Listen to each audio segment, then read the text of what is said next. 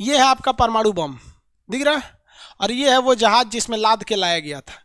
जिस जहाज में लाया गया था उस जहाज का नाम था B-52, B-52। ये 8 इंजन का जहाज था, 2 इंजन यहाँ, 2 4, 2 6, 2 8, 2 इंजन, 8 इंजन का जहाज था। और ये था आपका एटम बम, परमाणु बम। समझ में आ गया कि नहीं आ गया? किसी को दिक्कत? यही परमाणु बम गिरा दिया गया था जापान के ऊपर। परमाणु बम से लोगों को लगता है कि बड़ी खतरनाक होगा। भैया एक बात बताते हैं आपको, पहली बात एकदम दिमाग में समझा, परमाणु बम खतरनाक नहीं होता है। परमाणु बम एक तरह का हाईली रेडिएटेड पॉल्यूशन है।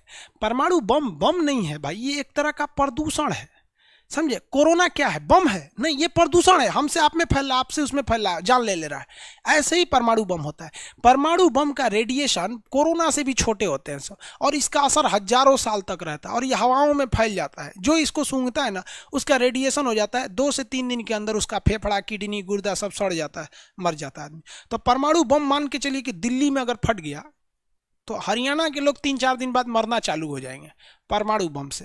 तो परमाणु बम दिमाग में, हम लोग छोटे थे तो हम लोग को लगता होगा इसे बम फटेगा, तबाही मचेगा, इससे आग निकलेगा। ये भाई जहां गिरता है वहां आग निकलता है, ये नो डाउट इसमें है, लेकिन बाकी लोग मरते हैं तो पोल्यूशन की वजह से। परमाणु बम जो है वो एक तरह का प्रदूषण है, दिमाग में बैठा लेना। Atom bomb is nothing more but it is very harmful radiative pollution.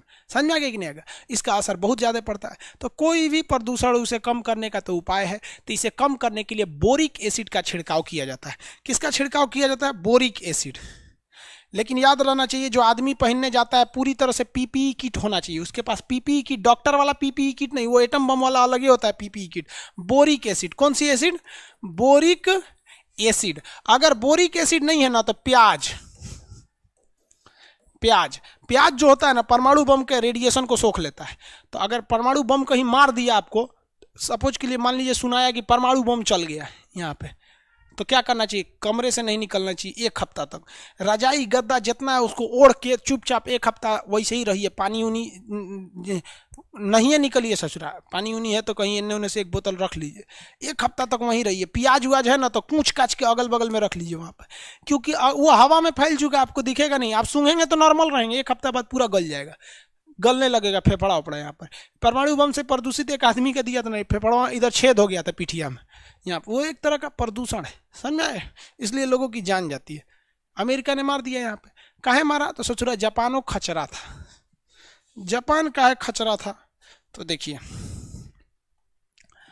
Japan ने जाके परमाणु बम मार दिया, सॉरी, जापान गया ना तो अमेरिका के ऊपर बम हमला गिरा कर दिया। आप कहेंगे कि सर अमेरिका यहाँ है, जापान यहाँ है, इसे ऐसे जाके काहे हमला किया और ये ऐसे जाके काहे हमला किया? तो भैया ऐसे हमला नहीं हुआ है। रियलिटी में ये दोनों देश बहुत करीब हैं। आप देखिए ध्यान से, पृथ्वी जो है ना वो गोल है। पृथ्वी क्या है? गोल। तो अभी देखिए यहाँ ध्यान से, ये जापान दिख रहा है, ये हमारा इंडिया दिख रहा है कि नहीं दिख रहा है? यहाँ, अरे यहाँ इंडिया दिख रहा है, ये चाइना है, और ये देखिए ये अमेरिका है। अमेरिका समझ आएगी नहीं? तो पृथ्वी को आप गोल है, इसको 2 जगह से काटे हैं, तो जहां से काटेंगे वो जगह दूर हो जाएगा। तो हम लोग जनरली प्रशांत महासागर से काट देते हैं, इसलिए अमेरिका एक और आ जाता है, जापान दूसरी हो जाए। इसलिए दोनों में दोनों लगते हैं दूर है, बस दोनों बहुत करीब हैं। इंडिया से, जापान से अमेरिका जाना है तो ऐसे जाते हैं लोग, यहाँ पर बीच में इंडिया का कोई काम ही नहीं है। देखिए ना, जापान से अमेरिका जाना है तो ऐसे चल जाइए, अमेरिका से आना है तो ऐसे आइए। बीच में एक आइलैंड था जिसका नाम था हवाई द्वीप। क्या नाम है? हवाई द्वीप। इसकी राजधानी है होनोलुलु। राजधानी क्या है? होनोलुलु। हवाई द्वीप था। हवाई द्वीप पर अमेरिका ने बहुत बड़ा नौसेना का अड्डा बनाया था। जापान ने देखा कि साला इस हवाई अड्डा से हम पर हमला करेगा, इसलिए जापान ने अचानक उठा और 3 घंटे के अंदर अंदर ये हवाई द्वीप का पूरा नौसेना का अड्डा उड़ा दिया। यहाँ बाल बच्चा, मुर्गा मुर्गी सबकी जान ले लिया। अमेरिका के 200 लड़ाकू जहाजों को वहीं मार के गिरा दिया। पानी वाले 80 जहाज मार के गिरा दिए। भारतीय नौसेना के पास 80 गो जहाज है। सोचिए उस समय 1945 में जब हम लोग गुलाम थे ना, 1942 में, तो ये मार के गिरा दिया वहाँ पर। हम लोग के पास आज भी 80 गो जहाज है, लड़ाकू जहाज है, पानी वाली। समझ में आया कि नहीं?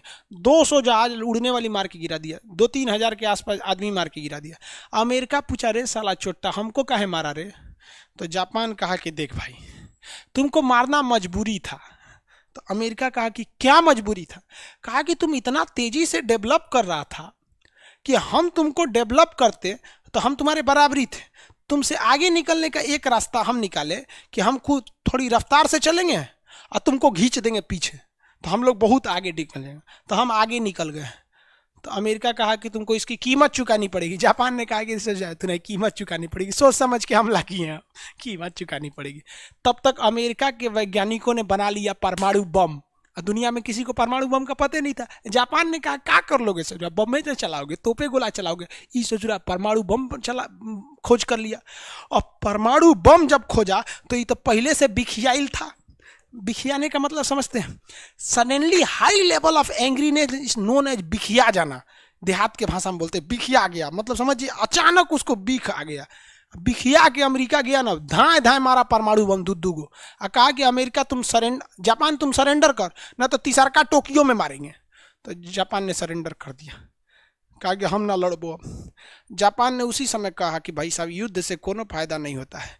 तो जापान ने कहा कि हम अपनी सेना ही नहीं रखेंगे, अगर कोई देश हमारी सुरक्षा की गारंटी ले तो अमेरिका का ठीक है ठीक है ठीक है, हम तुम्हारी रक्षा करेंगे, जब तक दुनिया है हम तुम्हारी रक्षा करेंगे, तुम सेना मत रखना।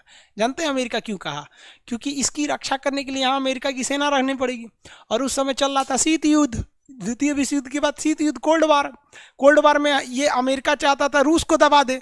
अब उसको देखा कि रूस यहाँ है, चाइना यहाँ है, हमारी नौसेना यहाँ रहेगी, क्या टेंशन है, यहाँ से हम रूस को भी देख लेंगे, यहाँ से चाइना को देख लेंगे, यहाँ से एशिया को देख लेंगे। आज भी जापान की रक्षा की जिम्मेदारी किसकी है? जापान की रक्षा की जिम्मेदारी अमेरिका की। जापान के पास अपनी फौज नहीं है, समझ में आया? इसलिए जापान सेना पे उतना पैसा खर्च नहीं करता।